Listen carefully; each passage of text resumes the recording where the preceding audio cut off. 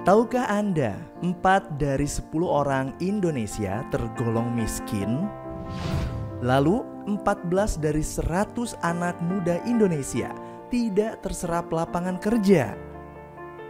Dan ada 1% orang Indonesia yang jumlah kekayaannya sama dengan 46,6% total kekayaan seluruh penduduk Indonesia.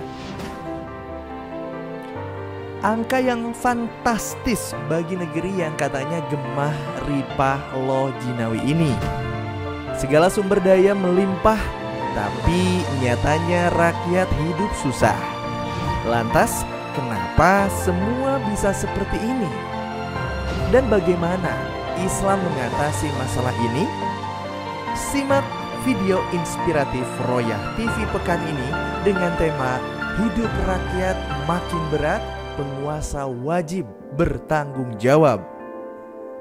Ibarat pepatah, sudah jatuh tertimpa tangga. Untuk bertahan hidup saja beratnya minta ampun. Ditimpa kebijakan zolim penguasa, bikin hidup makin menderita. Bukannya meringankan beban rakyat, penguasa malah asyik tutup mata, ngotot bangun infrastruktur anfaedah ibu kota Nusantara dan kereta cepat Indonesia-Cina. Ditambah kenaikan harga BBM dan tarif tol makin di luar nalar akal sehat manusia. Ampun, rakyat ibarat sapi perah, suaranya diambil tatkala pemilu saja. Setelahnya penguasa lupa dan fokus senangkan kolega. Sebagaimana yang terjadi di kota Kediri dan Kabupaten Blitar.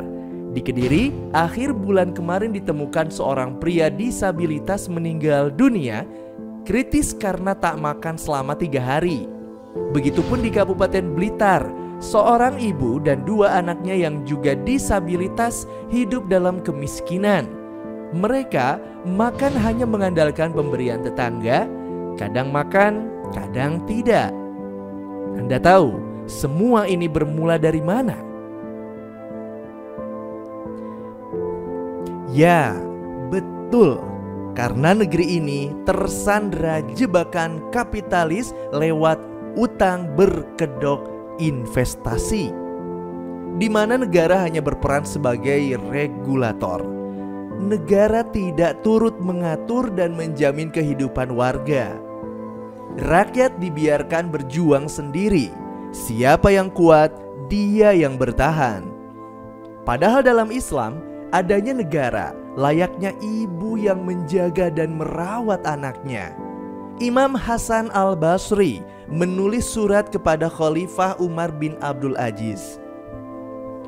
Pemimpin yang adil, wahai Amirul Mukminin, adalah seperti ibu yang penyayang, yang amat penuh perhatian terhadap anaknya, yang membawanya saat hamil meskipun dalam keadaan sulit, melahirkannya dalam keadaan sulit, mendidiknya saat ia masih kecil, menjaganya pada waktu malam ketika anaknya sakit, yang merasa tenang dengan tenangnya anaknya.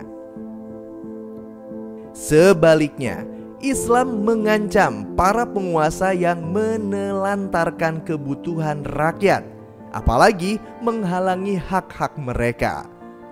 Sabda Rasulullah Shallallahu Alaihi Wasallam, tidak seorang pemimpin pun yang menutup pintunya dari orang yang membutuhkan, orang yang kekurangan, dan orang miskin, kecuali Allah akan menutup pintu langit dari kekurangan, kebutuhan, dan kemiskinannya.